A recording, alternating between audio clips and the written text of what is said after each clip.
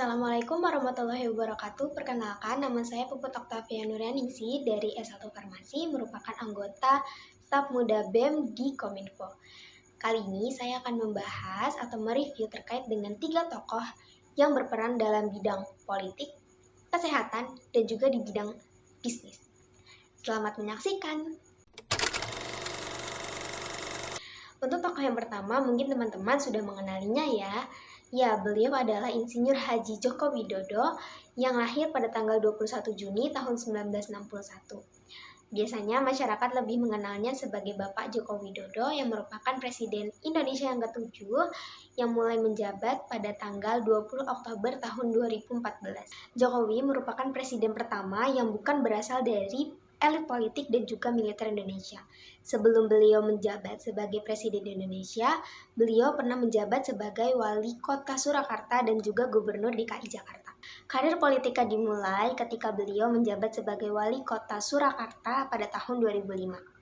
Namanya mulai dikenal oleh masyarakat karena telah dianggap berhasil membangun Surakarta menjadi kota pariwisata, kota budaya, dan juga kota batik yang populer. Pada tahun 2012, beliau memenangkan Pilkada Jakarta. Kemenangannya ini membawa nama beliau menjadi lebih populer dan diberi julukan sebagai pemimpin yang muda dan bersih meskipun beliau sudah berumur lebih dari 50 tahun. Semenjak terpilihnya beliau menjadi Gubernur DKI Jakarta, popularitasnya semakin naik dan menjadi sorotan media. Akhirnya muncullah beberapa wacana yang mengajukan beliau sebagai calon presiden pada pemilu presiden tahun 2014. Ditambah lagi hasil survei mengatakan bahwasannya nama beliau ini terus unggul dibandingkan nama-nama yang lain. Pada akhirnya ia dicalonkan menjadi calon presiden pada pemilu 2014 oleh partai yang menaunginya.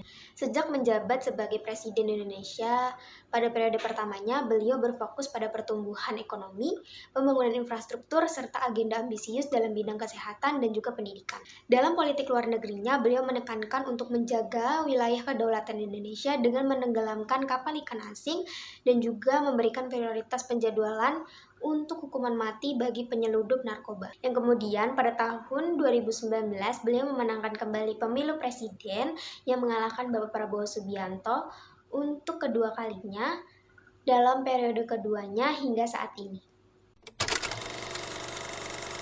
Dr. Cipto Mangunkusumo lahir di Jepara tahun 1886.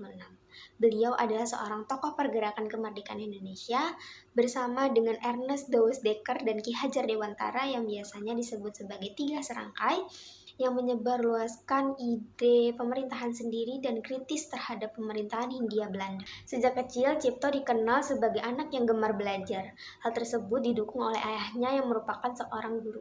Pada umur 6 tahun, beliau sudah mulai bersekolah di sekolah Belanda yang dimana ia menjadi anak paling cerdas dan juga mendapatkan nilai terbaik dibandingkan siswa yang lainnya. Cipto kemudian melanjutkan pendidikannya di Stovia, sebuah sekolah pendidikan dokter bagi rakyat pribumi yang dibangun pada zaman Hindia Belanda. Cipto menghabiskan masa mudanya di Stovia untuk mempelajari ilmu kedokteran dengan gigih. Ia memanfaatkan ilmu kedokterannya untuk membantu sesama. Atas kegigihannya, Cipto mendapatkan julukan sebagai dokter rakyat. Setelah keluar dari Budi Utomo, beliau membuka praktik dokter di Solo.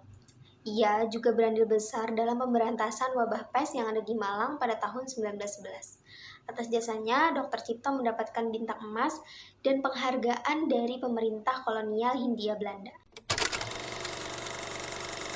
Nadiem Anwar Makarim, BAMBA, lahir 4 Juli tahun 1984. Adalah seorang pengusaha berkebangsaan Indonesia yang saat ini menjabat sebagai Menteri Pendidikan, Kebudayaan, Riset, dan Teknologi sejak 28 April tahun 2021.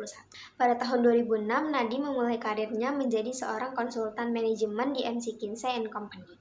Setelah mendapatkan gelar MBA, beliau terjun sebagai pengusaha dan mendirikan Zalora Indonesia. Di perusahaan tersebut, beliau menjabat sebagai Managing Editor. Setelah keluar dari Zalora Indonesia, Beliau menjabat sebagai Chief Innovation Officer atau CEO dari Kartuku. Sebelum akhirnya beliau berfokus untuk mengembangkan Gojek yang telah ia rintis sejak tahun 2011. Yang saat ini, Gojek merupakan perusahaan rintisan terbesar yang ada di Indonesia. Pada bulan Agustus tahun 2016, perusahaan ini mendapatkan pendanaan sebesar 550 juta US dollar atau sebesar 7,2 triliun rupiah dari konsorsium yang terdiri dari KKR, Sequoia Capital, Capital Group, Rakuten Ventures, NSI Ventures, North Star Group, Verallen Capital Management, DST Global, Warburg Pincus, and Formation Group.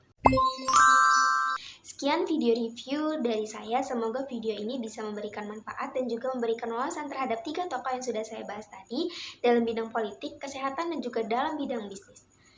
Ada kurang lebihnya mohon maaf. Wassalamualaikum warahmatullahi wabarakatuh.